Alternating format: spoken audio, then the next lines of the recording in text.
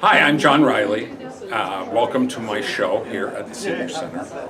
I have a show here for the month of April, and I want to show you what I've got. I started out doing jellyfish, or as I just learned this morning in Spanish, agua viva, which is even a better name, living water. So our first painting is a jellyfish and some others, and they're flying to the moon. A little fanciful, but hey, you never know what jellyfish might be doing. They're kind of mysterious. This is also a jellyfish, and if somebody says, oh, these are too crazy, the colors are too weird, I dare you to go online and look up jellyfish. Do Google images.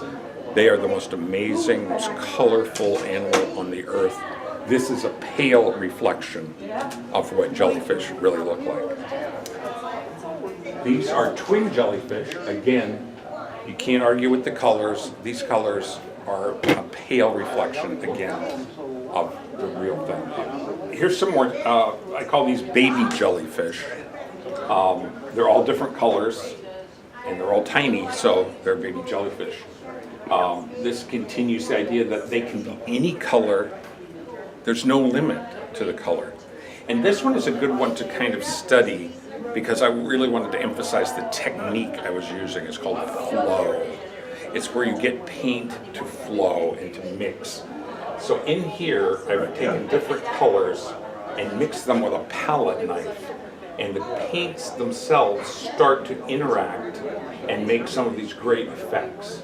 So I couldn't have painted this. The paint created it with my help of moving it around. So the title of this show is called Containing the Flow. And that's what I tried to do. If you're using flow art, usually you're doing abstract art. You're trying to get these incredible shapes moving and flowing. What I tried to do was be more figurative and make actual real things. So jellyfish was an easy one to start with because they're always flowing. Let's go see what else we got going on. Again, here's a jellyfish, and you can really see the flow of the paint at work. The reds, the greens, the blues, the yellows, all mixing and making just a really nice pattern. And this is our last jellyfish. This one is probably the most colorful one. It's got all kinds of purples, pinks, blues, aquamarines, turquoise, green. And this is not an exaggeration. I've already said this. Jellyfish are even more elaborate than this. Now, we've finished with the jellyfish section. We're going to go to some other paintings that are about flow and containing the flow. What's more flow than a waterfall? This is blue and white, creating the waterfall. I've added some gray and green to the side to give the impression of a forest and rocks that might surround a waterfall. But again, you get this great effect of the paints mixing, and it's really fun. So this is a good effect, a good example of flow.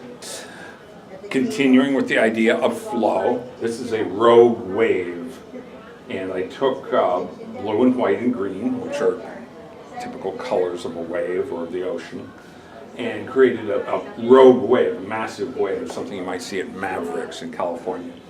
I could have added a surfer, but I didn't. And again, this is just the effect of the paints working with themselves, interacting. Again, of course, I'm using a palette to make it go where I want. That's the containing the flow. With this one, I moved along, going into outer space now. You get a great effect of flow with outer space. These are twin stars, something you might see with the Hubble. Two stars interacting, destroying, living off of each other. And this one is just flame, orange, red, yellow. And I really, really like this, the way the paints interact. Staying with the outer space, we have a total eclipse of the sun. So we have black in the middle. I'm using black canvases because it's outer space, because it's underwater. Gives the effect of space. better than white canvas. And then you see the corona of the sun and the blasts that come out of the sun that you can only see during a total eclipse. Okay, these are simpler, but really get a good effect to create the atmosphere of the Earth using flow, blue, white, black. You really get a great effect to see the Earth. And of course you need the moon and the sun.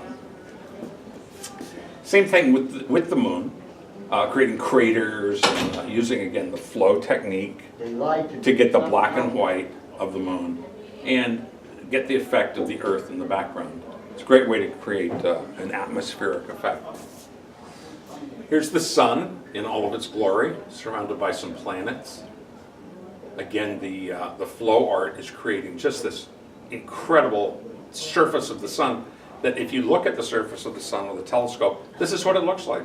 It's moving, it's constantly flowing, it's on fire. And I tried to capture that with this painting. Okay. And here we go, still some more outer space. This is Saturn. And I've gotten the ring and the planet itself. And again, the flow is really very effective on creating surface of a planet because again, it's always flowing, it's gaseous. This one is pretty apocalyptic. It's end of Times Comet. Imagining what it would look like if a comet hit the Earth, the explosion, the destruction. This would be kind of the end of times, and that's the name of this painting. It's End of Times Comet.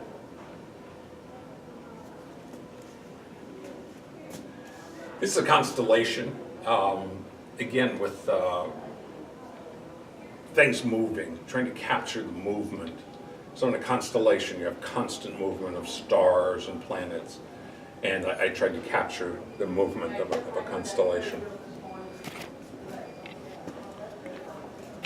So we're coming to the end of their outer space exploration with these paints. This is a black hole. Here is the black hole itself, and it's sucking everything into it. And again, with the paint, you get a great feeling of flow, things going into the black hole and never coming back out again. Since this was such a long winter, I was inspired to replicate our weather pattern for this winter. As some of you may know, in March we had storm after storm, and this is what is called Bumbo Genesis. This is the storm moving in, circulating, and settling right over Massachusetts. We saw this so many times this winter. I had to paint it. And now for the last painting in this series, a heart. I saw, after I painted this, something that I think is something I might want to explore a little bit more next time I do one of these. I saw a man kissing a woman. You can sort of see a face here turned back with the hair, two faces kissing, and I thought that was kind of perfect for a heart. So it's something to explore next time. So happy Valentine's Day. Thanks for coming to my show.